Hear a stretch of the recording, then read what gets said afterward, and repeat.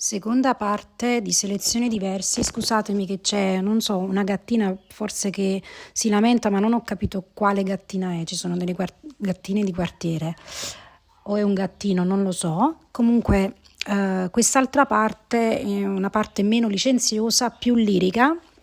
Come ho spiegato e spiegherò nella parte critica, sono discorsi amorosi legati alla ricerca dell'amato e alla conquista dell'amato a livello interiore, intimo, che è anche conquista del senso. Quindi l'amore come ricerca, come scandaglio, come esplorazione, come tuffo nell'ignoto, nel mistero, dell'ardore, della passione.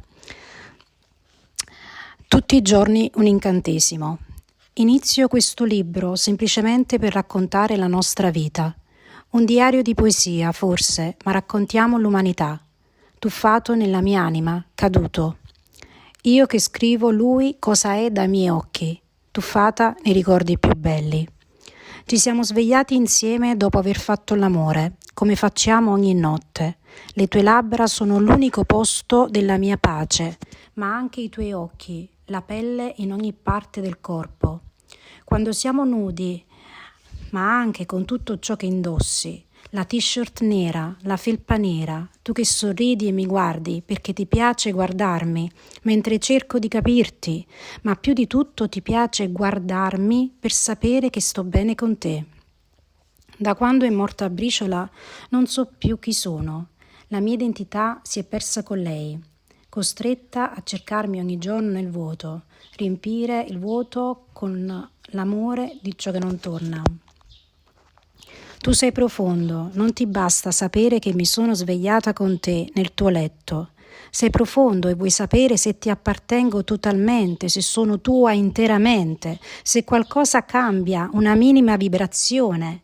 Mangi tutto il mio passato e mangi tutti i miei amanti. Guido in tutto quello che non tornerà più. Nei ricordi e nelle nostalgie più belle, il preventivo delle notti che Briciola ha passato in clinica prima di morire, le sue coperte e i giochi, i peli che trovo ancora ovunque, nella mia anima e negli oggetti di casa.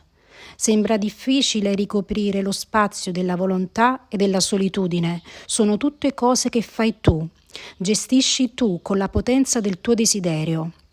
In questa casa è sempre Natale, si fa sempre l'amore.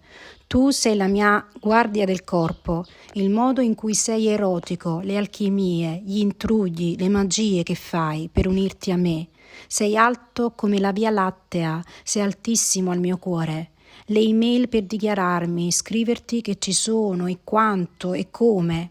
Con che frequenza, gli abbinamenti dei vestiti per i video su TikTok, body e leggings comprati a poco prezzo con la fatica e il sacrificio di vivere sola. Non è moda, ma si trasformano in quadri, richiami a capolavori di altri secoli, la storia dell'arte che fa rete coi vestiti comprati col sudore della fatica di una donna che vive sola. Prima di ogni trampolino quotidiano, i desideri che mi lasci da Canberra ad ogni alba, l'eleganza con cui mi desideri, gli abbinamenti della seduzione si tuffano in ogni tuo desiderio di avermi. Non sono solo i tuoi occhi luminosi, quella sensazione di riuscire a vivere solo attraverso di te, schiava delle tue mani, audace dopo ogni bacio, senza mai sentirmi stanca, perché sei tu l'unico che mi fa bella, perché sono rotonda e fresca solo quando mi lavi tu. Il tramonto visto guidando, l'arancio denso dei cipressi, troppo distratta a rendermi utile a sconosciuti e aver perso l'unica cosa a cui tenevo, raccoglierti dai ricordi a cui tengo e che potrei ancora avere, il vento a 60 km/h, tutte le volte che mi hai sognata, ero vicina a te, a dormirti accanto, e anche quando non l'hai fatto, non lasciavo nessuno spazio a quel piccolo pudore che passa per le tue guance. Mi piace essere sognata da te, bella, bellissima, bianca, tua moglie, nella rete dei tuoi ricordi, mai tramontata, per raccontarti attraverso di me, bella, bianca, tua sposa, andando al mare insieme a bar, dopo aver fatto l'amore in un treno in corsa, dopo aver giocato con la sabbia, mentre tu confidavi cosa ti piaceva quando eri bambino, ed ora che hai un bambino con me, ti sembro ancora più rotonda, bianca, tua moglie, con questo piccolo dono tra le mani, più grande di un viaggio in Europa, che si chiama figlio.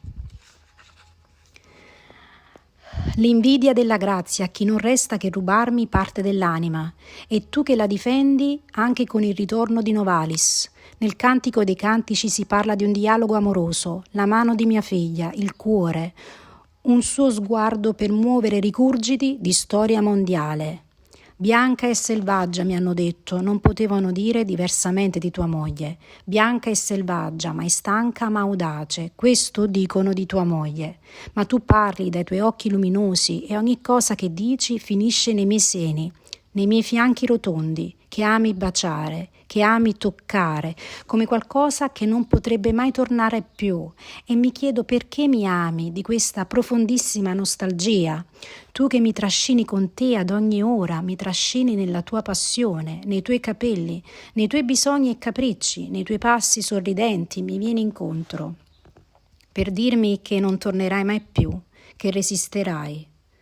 Scelgo un abito bianco, lo scegli tu come promessa di fede, il primo tuo sorriso dentro al mio, il primo bacio lungo un tramonto senese. La mia bocca incollata alla tua, la promessa del durare, sei tu l'ultimo amore, sei tu l'amore. Il sapore che hai l'ho sognato in ogni momento, l'arancio dei tramonti ti copre il volto, nelle mie mani sei solo mio, tutta tua è la mia storia.